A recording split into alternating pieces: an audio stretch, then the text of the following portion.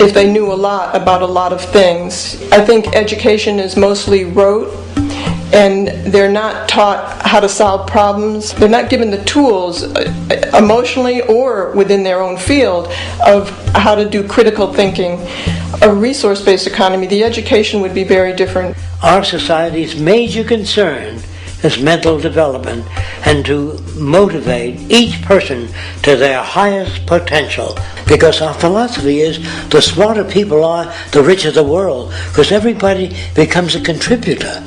The smarter your kids are, the better my life will be, because they'll be contributing more constructively to the environment and to my life, because everything that we devise within a resource-based economy would be applied to society. There would be nothing to hold it back. Patriotism, weapons, armies, navies, all that is a sign that we're not civilized yet.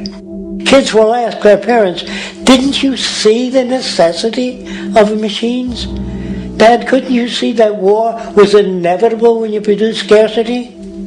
Isn't it obvious? Of course the kid will understand that you were pinheads raised merely to serve the established institutions. We're such an abominable, sick society that we won't make the history book. They just say that large nations took land from smaller nations, used force and violence. You'll get history talked about as corrupt behavior all the way along until the beginning of the civilized world. That's when all the nations worked together. World unification, working toward common good for all human beings, and without anyone being subservient to anyone else. Without social stratification, whether it be technical elitism or any other kind of elitism, eradicated from the face of the earth. The state does nothing because there is no state. Because there is no state. The system I advocate, a resource-based global economy, is not perfect.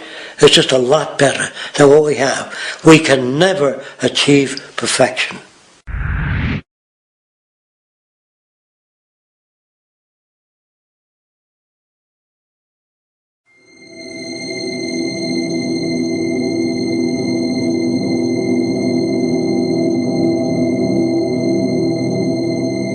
The social values of our society, which has manifested in perpetual warfare, corruption, oppressive laws, social stratification, irrelevant superstitions, environmental destruction, and a despotic, socially indifferent, profit-oriented ruling class, is fundamentally the result of a collective ignorance of two of the most basic insights humans can have about reality: the emergent and symbiotic aspects of natural law.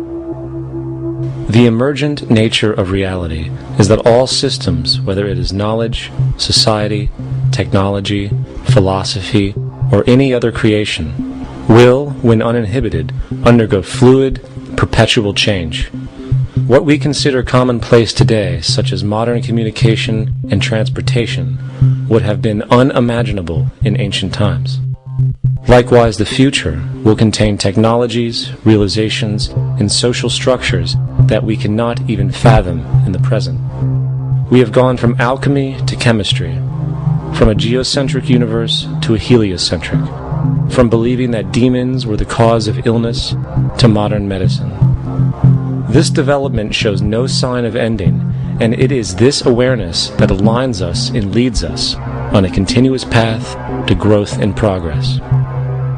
Static, empirical knowledge does not exist. Rather, it is the insight of the emergence of all systems we must recognize.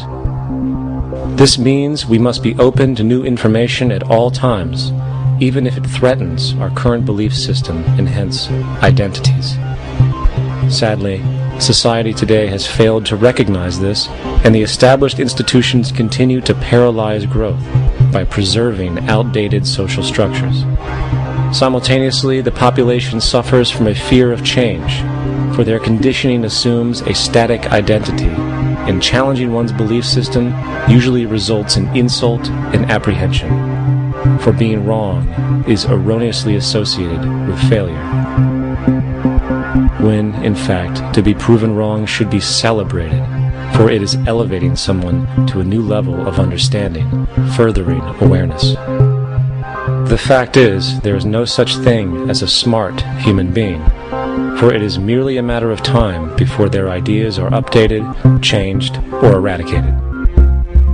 And this tendency to blindly hold on to a belief system, sheltering it from new, possibly transforming information, is nothing less than a form of intellectual materialism. The monetary system perpetuates this materialism not only by its self-preserving structures, but also through the countless number of people who have been conditioned into blindly and thoughtlessly upholding these structures, therefore becoming self-appointed guardians of the status quo. Sheep, which no longer need a sheepdog to control them, for they control each other by ostracizing those who step out of the norm. This tendency to resist change and uphold existing institutions for the sake of identity, comfort, power, and profit is completely unsustainable and will only produce further imbalance, fragmentation, distortion, and invariably, destruction. It's time to change. From hunters and gatherers to the agricultural revolution to the industrial revolution, the pattern is clear. It is time for a new social system which reflects the understandings we have today.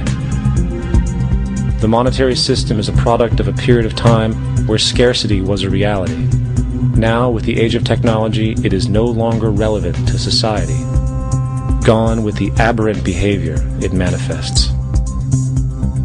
Likewise, dominant worldviews, such as theistic religion, operate with the same social irrelevancy.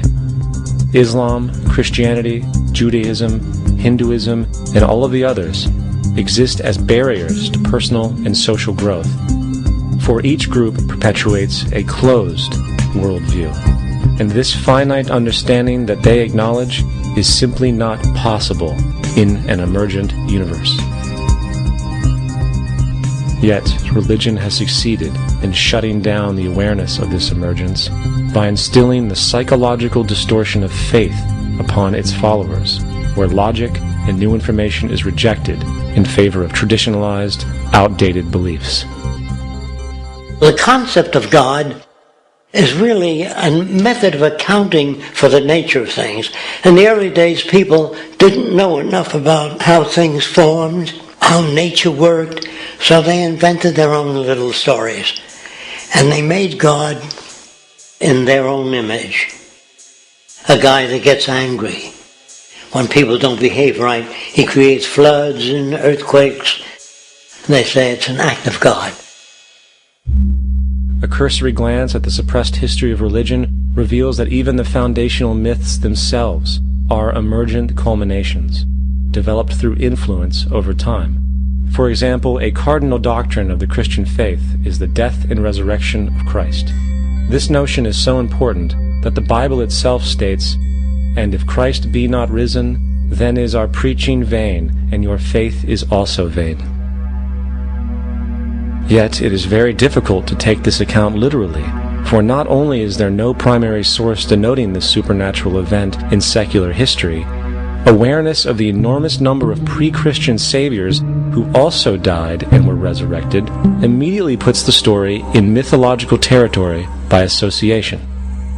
Early church figures such as Tertullian went to great lengths to break these associations, even claiming that the devil caused the similarities to occur, stating in the 2nd century, "The devil, whose business is to pervert the truth, mimics the exact circumstance of the divine sacraments.